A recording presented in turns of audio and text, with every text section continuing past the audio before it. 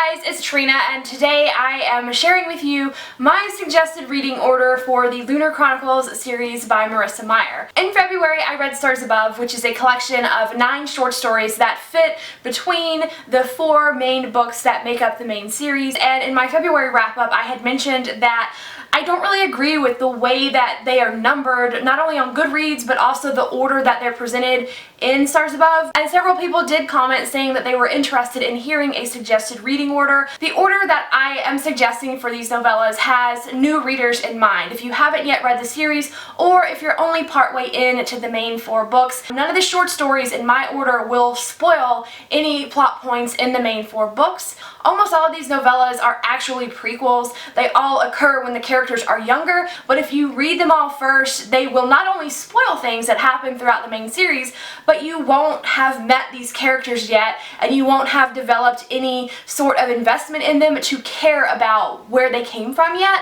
Of course, this is just my opinion. It's just the order that I saw as very fitting. So first off, you should definitely start this series with Cinder. It is book number 1. Although a lot of these novellas technically take place before the events of Cinder happen, Cinder was written as an entry into this world. It will introduce you to the world and to the characters. Additionally, a lot of these novellas actually spoil events that you don't learn about as a reader until the end of book 1. So whatever you do, definitely start with book 1, Cinder. That is where this story is meant to start. And when you're done with Cinder, the second thing that I would suggest reading is a short story called The Mechanic. And this is a story from Prince Kai's point of view. This is actually a retelling of a scene that occurred in Cinder. It was Cinder and Kai's first meeting. So I think that this story is going to have the most impact if you read it immediately after that scene actually took place. However, I do want to note here, I would not suggest reading Cinder up until that meeting and then stopping Cinder and picking up Kai's short story, because Kai actually knows information that Cinder does not find out until the end of her book. So finish all of Cinder and then read Kai's point of view scene. Next, I would suggest reading the Little Android novella, which is kind of the oddball of this collection because the characters in the Little Android don't actually make any appearances anywhere else in this series that I know of. The reason I suggest reading this here is because Cinder does make an appearance in this novella, and it is while she still had her mechanic booth in the New Beijing Marketplace, which is a setting that we only see in book 1. Before you jump into Scarlet, I would suggest reading the Queen's Army novella. That army was briefly mentioned at the very end of Cinder, and I found myself kind of confused about the descriptions of it, and Scarlet is about to get really heavily into those soldiers and that army, and I think that the Queen's Army is going to be very helpful if you read it before getting into Scarlet and all those details, because you'll know the background of it. It does deal with a character that we see in the book Scarlet, but I didn't think it spoiled the reading experience at all, and I really needed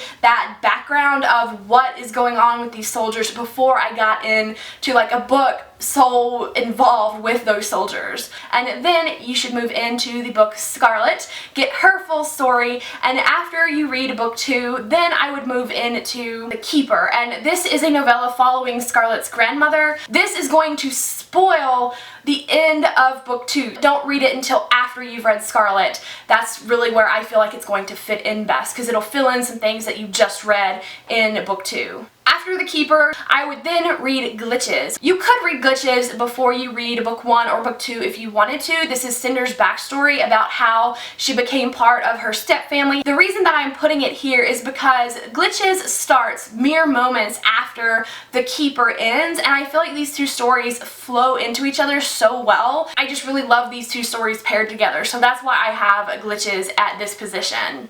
At number 8, I would suggest reading the novella After Sunshine Passes By, which is Cress's origin story, and I suggest reading it before the book Cress because this is going to explain how Cress got into that satellite, and we've already met Cress back in book 1. We already know she's around. This one is really short and it's going to be a perfect introduction into going to that satellite. I think that it will fit fine here. It's not going to spoil anything. And then move into Cress, which is book number 3. After Cress, I'm placing the novella Carswell's Guide to Being Lucky, and the reason I'm putting this after Cress, again, it happens before. I think that if you've read it first, it might take away some of the allure to information that you are learning in Cress. Then you'll want to read the book Fairest, and Fairest is actually the book in the entire series that takes place the earliest, but it covers such a long period of time that it will spoil so much about the rest of the series. The reason that I'm putting it here in the order is because this is where we start getting into the Luna Kingdom, the kingdom on the moon. It also introduces you to the character Winter, but we actually have already met her in Cress, so you'll already know her and you'll probably be interested in her background at this point. After reading Fairest, then I would move into the novella called The Princess and the Guard. This is a story about Winter and her guard Jason when they were kids together growing up in the Moon Palace. The game that she and Jason play as kids and why she has the hallucinations that she does are heavily referenced in the book Winter, and I think that this one would fit perfectly right before Winter. Then move into book Winter, which is technically the finale of this series, and then finally end the series by reading the novella Something Old, Something New, which is an epilogue to Winter. It just was published separately and definitely has to be read last. So those are the 14 things that are currently published in the Lunar Chronicles world, and that's my suggested reading order. Now, it has been announced as of early 2016 when I'm making this video that there are going to be 2 graphic novels published by Marissa Meyer that follow the character of Aiko and her journeys, and Marissa Meyer has said that that story will be taking place after the events of the end of this series. Anyway, that's my suggested reading order. I hope that you find this helpful if you are a first timer to the series or if you're halfway through it. Hopefully this will help you out to get the best impact of each of these stories. If you disagree with the order of any of this, definitely feel free to let me know down in the comments. I would like to know what you guys think. If you've read any of these novellas, I'd love to hear your thoughts on those too. Thank you so much for watching, and I will see you in the comments. Bye!